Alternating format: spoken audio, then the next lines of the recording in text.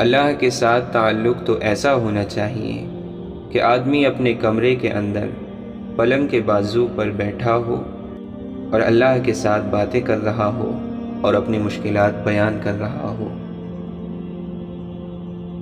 انسان کے دل میں خدا کی مہربانی سے ایک ایسا تار ضرور موجود ہے کہ وہ لوٹ کر خدا کی طرف ضرور آتا ہے، چاہے وہ کسی بھی روپ میں آئے۔ زندگی بہت مختصر ہے، اسے رب کی نافرمانیوں میں ضائع نہ کرو۔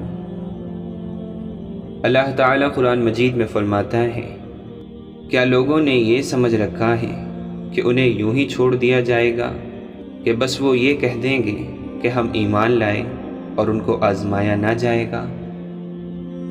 اور ہم نے تم لوگوں کو ایک دوسرے کی آزمائش کا ذریعہ بنایا ہے، بتاؤ کیا صبر کرو گے؟ افلاطون سے پوچھا گیا کہ کون سی چیز ایسی ہے جسے کہنا اچھا نہیں اگرچہ وہ سچ ہو؟ اس نے کہا، انسان کا اپنی تعریف کرنا۔ جو شیطان کو دور سمجھتا ہے، شیطان اس سے بہت قریب ہے۔ حضرت عبداللہ بن مسعود رضی اللہ عنہ فرماتے ہیں، میں سمجھتا ہوں کہ بندہ گناہ کرنے کی وجہ سے علم بھول جانے کا شکار ہوتا ہے۔ اللہ کے نبی صلی اللہ علیہ وسلم نے فرمایا، جو سلامت رہنا چاہتا ہے اسے چاہیے کہ خاموش رہنے کو لازم پکڑ لے۔ اللہ کی طرف سے دکھ ٹلنے کا انتظار کرنا عبادت ہے۔ آنکھوں کا رونا اور دل کا خوف اللہ کی رحمت ہے۔ سخی آدمی اللہ سے نزدیک ہوتا ہے، جنت سے نزدیک ہوتا ہے، مگر دوزخ سے دور ہوتا ہے۔ بے شک مغفرت کو واجب کر دینے والی چیزوں میں سے تیرا اپنے مسلمان بھائی کا دل خوش کرنا بھی ہے۔ سب سے زیادہ ناپسند اللہ تعالیٰ کو وہ شخص ہے جو سب سے زیادہ جھگڑا کرنے والا ہو۔ تم خود کو پاک مت کہو، تم میں سے نیک آدمیوں کو اللہ جانتا ہے۔ جب اللہ کسی بندے سے خیر کا ارادہ کرتا ہے تو اسے نیند میں عذاب دکھاتا ہے۔ حضرت حسن بصری رحمۃ اللہ علیہ نے بلند آواز سے فرمایا، لوگو اللہ کے دروازے کو کھٹکھٹاتے رہو، دروازہ ضرور کھلتا ہے۔ ایک بڑھیا نے جب سنا تو بولی، اے حسن، کیا اللہ کا دروازہ بند بھی ہوتا ہے؟ حضرت حسن رحمۃ اللہ علیہ بڑھیا کی بات سن کر غش کھا گئے اور بولے، اے اللہ، یہ بڑھیا تجھے مجھ سے زیادہ جانتی ہے۔ اللہ سے دوستی میں ایک لمحہ ایسا آتا ہے جب تنہا رہنے سے ڈر نہیں لگتا، تلخ لہجوں پر آنکھ نم نہیں ہوتی، سخت الفاظ دل نہیں توڑتے، تکلیف زیادہ ہو یا کم، نرم گرم سی مسکراہٹ میں سکون ملتا ہے، کلمہ شکر کہنے میں قرار آتا ہے۔ لیکن اللہ سے دوستی کا یہ مقام یوں ہی نہیں آتا، جل کر کندن سے سونا بننا پڑتا ہے، دل ماننا پڑتا ہے۔ رب سے اس کے فیصلوں کی تبدیلی کی دعا نہ کریں، بلکہ دعا مانگیں وہ آپ کے دل اپنے فیصلوں کے تابع کر دے۔ وہ غلطی سب سے بڑی غلطی ہے جس کے غلط ہونے کا احساس تک نہ ہو۔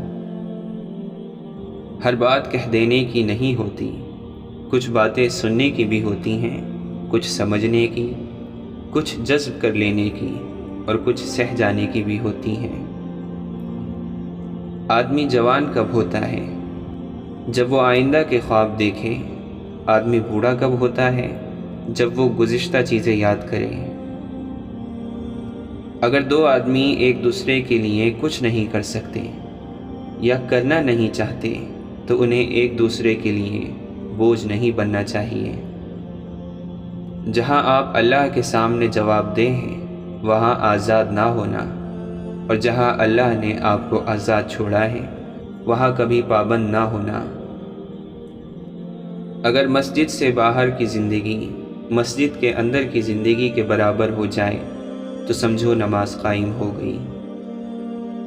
جیسے ساری زندگی دے کر آپ کو موت ملتی ہے، ایسے ساری دنیا دے کر بزرگی مل سکتی ہے۔ حضرت فاطمہ رضی اللہ عنہا فرماتی ہیں، اگر تمہارے گھر کوئی مہمان آئے اور بھوکا چلا جائے تو گویا وہ کسی قبرستان میں آیا تھا۔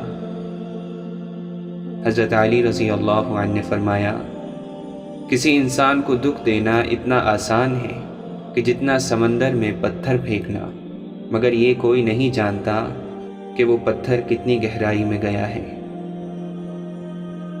آپ نے فرمایا، میں جنت کے شوق میں عبادت نہیں کرتا، یہ تجارت ہے، اور نہ ہی جہنم کے خوف سے کرتا ہوں کہ یہ غلامی ہے۔ میں صرف اور صرف اس لیے عبادت کرتا ہوں کہ میرا رب عبادت کے لائق ہے۔ اللہ اگر مانگنے پر دیتا ہے تو غرور کرنے پر چھین بھی لیتا ہے۔ زندگی میں ہر پریشانی کا صرف ایک ہی حل ہے، اللہ سے بات کریں، اللہ سے مانگیں، اللہ پر چھوڑ دیں، اللہ پر بھروسہ کریں، اللہ سے کہیں اور کہتے رہیں۔ انسان امیدوں سے بندھا ایک ضدی پرندہ ہے جو گھائل بھی امیدوں سے ہے اور زندہ بھی امیدوں پر ہے۔ ماں کی گود سے قبر کی دیوار تک زندگی کے ہر پہلو پر نظر ڈال کر دیکھ، اللہ کے سوا کوئی کام نہیں آتا۔ عبادت ایسی کرو جس سے روح کو مزہ آئے، کیونکہ جو عبادت دنیا میں مزہ نہ دے وہ آخرت میں کیا جزا دے گی۔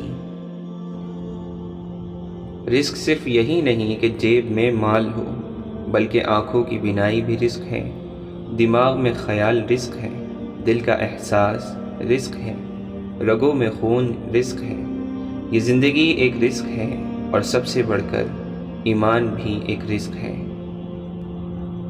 انسان 2 پاؤں کا جانور ہے، اس کا ایک پاؤں تدبیر سے اٹھتا ہے اور دوسرے پاؤں کو اس کی قسمت اٹھاتی ہے۔ واصف علی واصف فرماتے ہیں، آپ تو کسی کی غلطی معاف نہیں کرتے، لہٰذا آپ کی غلطی بھی معاف نہیں ہوگی۔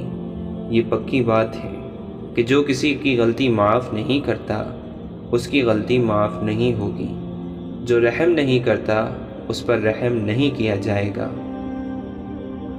مولانا رومی فرماتے ہیں، جو خدا کا ہو جاتا ہے خدا اس کا ہو جاتا ہے۔ شیطان ہر دم اس کوشش میں رہتا ہے کہ کسی طرح انسان اللہ کے ذکر سے باز آ جائے۔ جاہل، احمق اور بد کردار سے اچھے مشورے کی توقع ہرگز نہ رکھو۔ ہر تاریک رات کے بعد صبح نے نمودار ہونا ہی ہے، اس لیے پر امید رہو، اور اللہ تعالیٰ کو پر امید لوگ بہت پسند ہیں۔ کسی نے علامہ اقبال سے پوچھا، عقل کی انتہا کیا ہے؟ جواب ملا، حیرت۔ پھر پوچھا گیا، حیرت کی انتہا؟ جواب ملا، عشق۔ عشق کی انتہا کیا ہے؟ فرمایا، عشق لا انتہا ہے، اس کی کوئی انتہا نہیں۔ سوال کرنے والے نے کہا، لیکن آپ نے تو لکھا ہے، تیرے عشق کی انتہا چاہتا ہوں۔ آپ نے مسکرا کر کہا، دوسرے مصرعے میں میں نے اپنی غلطی کا اعتراف بھی کیا ہے، میری سادگی دیکھ کیا چاہتا ہوں۔ سلطان محمود غزنوی نے اپنے غلام ایاز کو ایک انگوٹھی دی اور کہا کہ اس پر ایک ایسا جملہ لکھو کہ میں اگر خوشی میں دیکھوں تو غمگین ہو جاؤں، اور اگر غم میں دیکھوں تو خوش ہو جاؤں۔ غلام ایاز نے لکھا کہ یہ وقت بھی گزر جائے گا۔ اشفاق احمد فرماتے ہیں، زمانے نے عجب پلٹا کھایا ہے۔ پہلے لوگ عبادت چھپ کر اس لیے کرتے تھے کہ کہیں شہرت نہ ہو جائے، اور اب اس لیے چھپا کرتے ہیں کہیں لوگ مذاق نہ اڑائیں۔ ہر ایک چیز اپنے وقت پر ہی اچھی لگتی ہے، لیکن نیکی کمانے کا وقت جوانی ہے۔ افسوسناک بات یہ ہے کہ ہم نیکی اس وقت کرتے ہیں جب برائی کے قابل نہیں رہتے۔ واصف علی واصف فرماتے ہیں، وہ آدمی جس کے لیے دنیا میں رہنا اور جانا برابر ہو وہ مومن ہے۔